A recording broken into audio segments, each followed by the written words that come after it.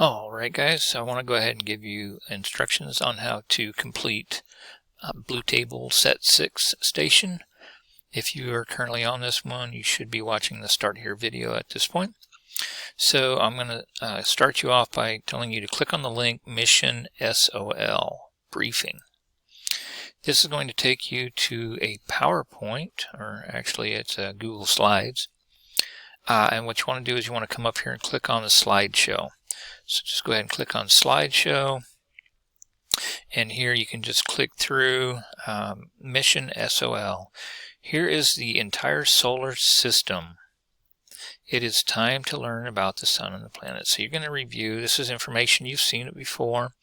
So you go through these slides, just click through the slides, remind yourself of the information, take notes if you need to.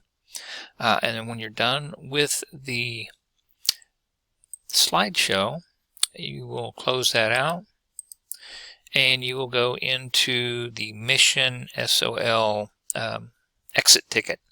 So you go to number 2, click on Mission SOL exit ticket, and from here you will get an exit ticket quiz that will look just like this.